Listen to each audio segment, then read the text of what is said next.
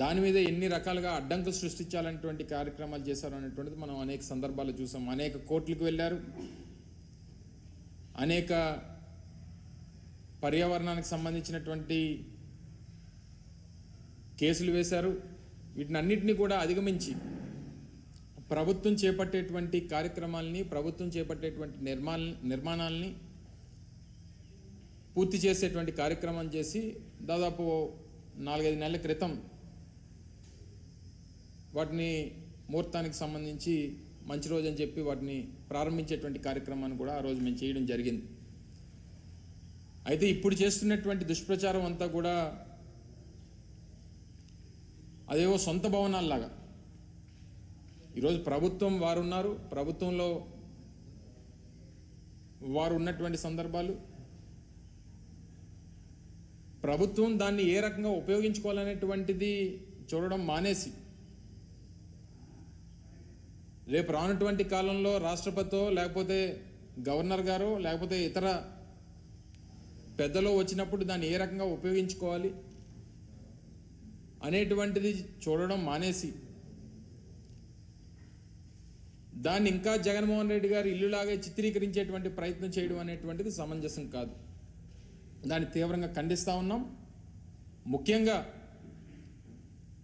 జగన్మోహన్ రెడ్డి గారు మేము అధికారంలో ఉన్నప్పుడు విశాఖపట్నాన్ని ఎగ్జిక్యూటివ్ క్యాపిటల్గా చేయాలనేటువంటి ఒక పాలసీని మేము తీసుకోవడం, దానికి అనేక రకాలైనటువంటి అడ్డంకులు సృష్టించేటువంటి కార్యక్రమం చేశారు.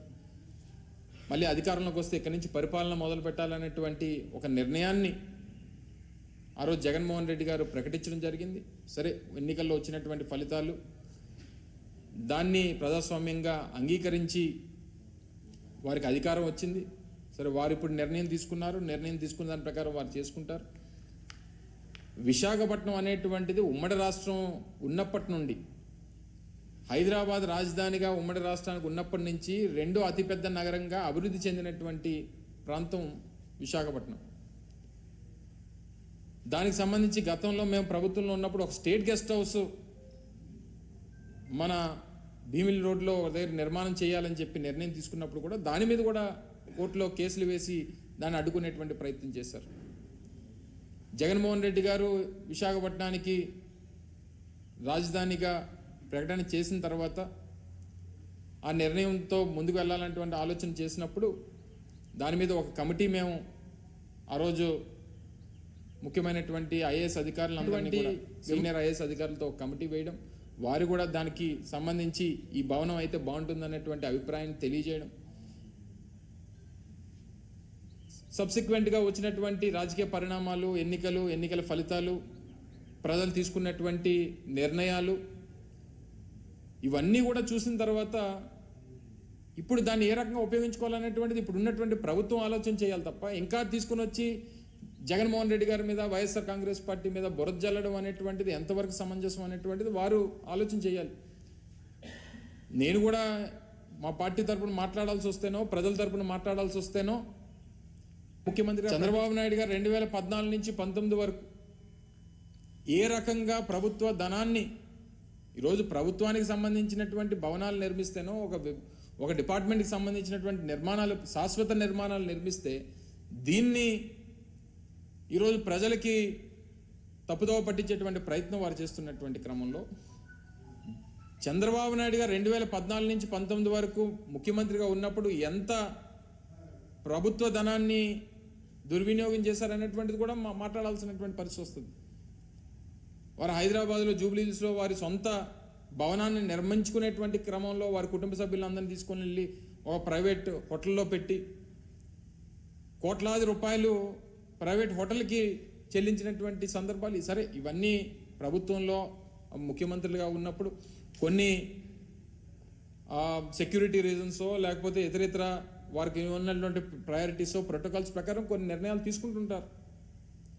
అవన్నీ తవ్వుకుంటే ఇప్పుడు అనేక రకాలైనటువంటి విమర్శలు చేయాల్సినటువంటి పరిస్థితి. ఈ సమయంలో మేము విమర్శలు చేస్తే ఇప్పుడే అధికారంలోకి వచ్చారు కాబట్టి మీరు చూసి తట్టుకోలేకపోతున్నారో లేకపోతే ఇంకోటో అనేటువంటి ఒక దుష్ప్రచారాన్ని మళ్ళీ మా మీద చేసేటువంటి ప్రయత్నం చేస్తారు.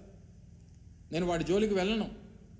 ఇప్పుడు ఉన్నటువంటిది, ఇప్పటికీ విశాఖపట్నం గవర్నర్ వస్తేనో, రాష్ట్రపతి వస్తేనే తీసుకెళ్ళి ఓ ప్రైవేట్ హోటల్లోనో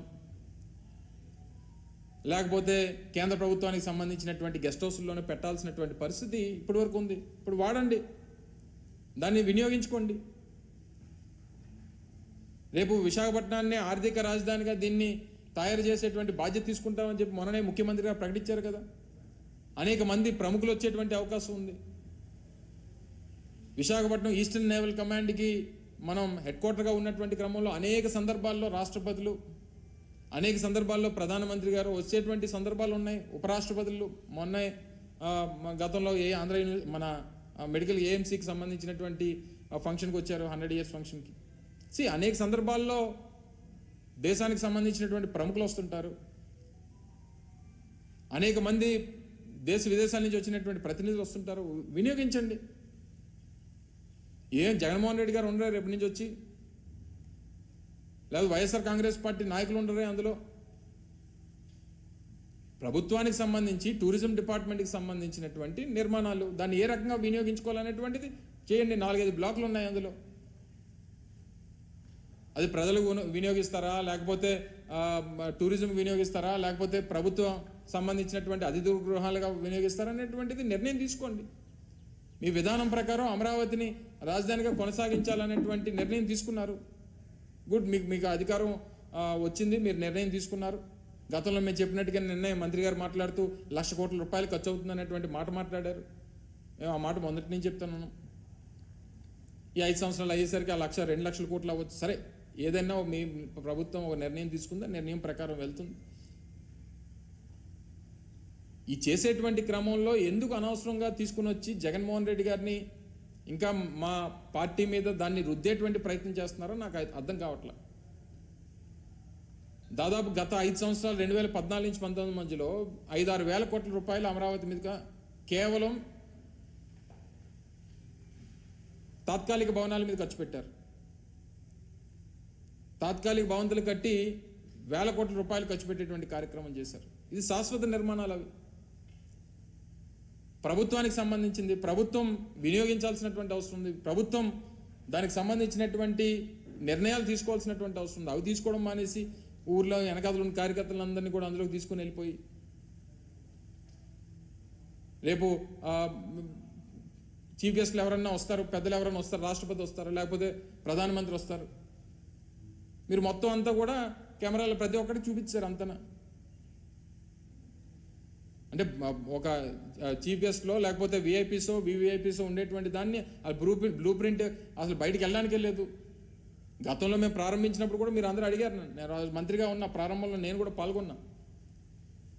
సో దీన్ని ఏ రకంగా వినియోగించాలనేటువంటి దాని మీద ప్రభుత్వం నిర్ణయం తీసుకోబోతా ఉంది. కొన్ని సెక్యూరిటీ రీజన్స్ ఉన్నాయి.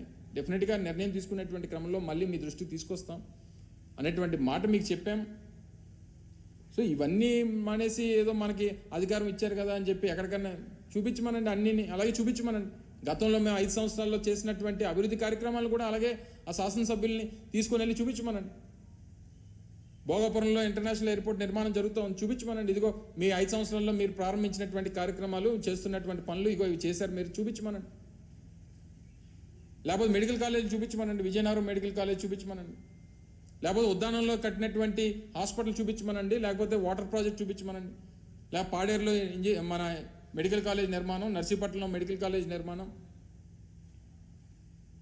లేకపోతే సాలూరులో tribal university, Parvathipuram medical college, Kurupam engineering college, ఇవన్నీ చూపించమనండి. నిర్మాణాలు జరుగుతూ ఉన్నాయి, కొన్ని నిర్మాణాలు పూర్తి అయిపోయినాయి. మూలపేటలో హార్బర్, మూలపేటలో మన పోర్ట్ నిర్మాణం జరుగుతామని చూపించమనండి. ఫిషింగ్ హార్బర్లో అనేక పోర్టులు, ఉత్తరాంధ్రకు సంబంధించి ఇన్ని ప్రాజెక్టుల నిర్మాణం చేపడతా ఉన్నాం. ఇన్ని ప్రాజెక్టుల నిర్మాణంకి మేము ముందుకు తీసుకుని వచ్చి ఇన్ని కార్యక్రమాలు చేశాం. ఇవన్నీ మర్చిపోయి అది తీసుకుని వచ్చి ఏదో జగన్మోహన్ రెడ్డి గారు సొంత భవనంలో చూపిస్తారా? ఇప్పటికన్నా మీకు అవకాశం వచ్చింది. ఈ సందర్భంలో అసలు మేము మాట్లాడకూడదు అనుకున్నాం. మీకు 6 నెలల్లో, సంవత్సరం సమయం ఇవ్వాలి. అధికారం ప్రజలు ఇచ్చారు, దాన్ని ఏ రకంగా మీరు వినియోగించుకుంటారో. మేము ప్రజలకు చాలా మంచి చేశాం, మాకన్నా మంచి చేస్తారని చెప్పి ఆశించి మీకు ఓట్లేశారు. దాన్ని ఏ రకంగా నిలబెట్టుకోవాలనేటువంటి ప్రయత్నం చేయాలి తప్ప ప్రజలను అనవసరంగా తప్పుదోవ పట్టించి అనవసరంగా ఇంకా మీరు విమర్శలు చేయాలనేటువంటి ప్రయత్నం మానుకుంటే మంచిది. ఇదే పాపం గంటా శ్రీనివాసరావు గారు ఆ రోజు మొదట్లో 2019లో విశాఖపట్నం రాజధాని అని చెప్పి ఒక నిర్ణయం మా ప్రభుత్వం చేసినప్పుడు స్వాగతించింది ఆయనే మొదటగా. మరి వారికి గుర్తుందో లేదో నాకు తెలియదు, కానీ నాకైతే బాగా గుర్తుంది. ఇదే గంటా శ్రీనివాసరావు గారు పాపం ఆ రోజు స్వాగతించారు. విశాఖపట్నం రాజధానిని చేయడం అనేటువంటిది మంచి నిర్ణయం, మంచి ఆలోచన ప్రభుత్వం చేసిందని చెప్పి స్వాగతించారు. సరే, ఇప్పుడు ఏదేమైనప్పుడా నిర్ణయాలు ఆయన ఆలోచనలు మారినా ఏది మారినా ఇది ప్రభుత్వంలో ఉండగా అధికార పార్టీలో ఉన్నారు, వారు అధికారంలో ఉన్నారు. ఈ రకమైనటువంటి దుష్ప్రచారం అనేటువంటిది సమంజసం కాదు. ఇప్పటికన్నా అది ప్రభుత్వ భవనాలు అనేటువంటిది వారన్నా గ్రహించాలి. ప్రజలకు ఎలాగ తెలుసు, అదేదో జగన్మోహన్ రెడ్డి గారు సొంత ఇల్లు కట్టుకున్నట్టుగా దాన్ని చిత్రీకరించేటువంటి ప్రయత్నం మొదటి నుంచి రుషికొండని ఆక్రమించుకున్నారు అనేటువంటి దుష్ప్రచారం చేసిన ఆక్రమణలు జరిగింది. దాని ఎదురుగా ఉన్నటువంటి గీతం కాలేజీలో జరిగినాయి. దాదాపు 23 ఎకరాలు ప్రభుత్వ భూములు ఆక్రమించుకుంది ఆయన. దాన్ని బయటపెట్టేటువంటి కార్యక్రమం చేస్తాం. అందులో 13 ఎకరాల్లో అయితే ఏకంగా నిర్మాణాలు చేస్తారు గవర్నమెంట్ ల్యాండ్స్లో. సో వాటిని చూపిస్తే ఇంకా బాగుండేది, ఎందుకంటే స్థానిక శాసనసభ్యులు వారికి కూడా ఈ ప్రాంతానికి ప్రాతినిధ్యం వహిస్తున్నారు కాబట్టి దాన్ని ఎదురుగా ఉన్నటువంటి గీతం కాలేజీని కూడా చూపించుంటే బాగుండేది. సో ఏదేమైనప్పటికీ ఇది మేము విమర్శలు చేయడానికి కానీ వాళ్ళు మా మీద దుష్ప్రచారం చేయడానికి ఇది సమయం కాదు. మేము కన్స్ట్రక్టివ్గా ప్రజల పక్షాన ప్రభుత్వం చేపట్టేటువంటి కార్యక్రమాల్లో ఏదైనా లోటుపాట్లు ఉంటే వాటిని కన్స్ట్రక్టివ్గా క్రిటిసైజ్ చేయాలనేటువంటిది మా తాపత్రయం. ఆ ప్రకారం మేము వెళ్తాం తప్ప ఇటువంటివి చేసి మళ్ళీ అనవసరంగా లేనిపోయినటువంటివి ఇప్పటి నుంచి ఈ రకమైనటువంటి దానికి ఒక ప్లాట్ఫామ్ వేయొద్దు అనేటువంటిది వారిని కోరుతా ఉన్నా. ఇప్పటికన్నా ప్రజల్ని మరొకసారి దీని మీద గ్రహించాల్సిందిగా, వాస్తవాలు తెలుసుకోవాల్సిందిగా, లేనిపోయినటువంటి సృష్టించి ప్రజల్ని మభ్యపెట్టేటువంటి కార్యక్రమం, ఏమార్చేటువంటి కార్యక్రమం దయచేసి చేయొద్దని చెప్పి మరొకసారి అధికార పార్టీకి చెందినటువంటి నాయకత్వాన్ని అందరినీ కూడా కోరుతా ఉన్నాం. Please subscribe Dot News.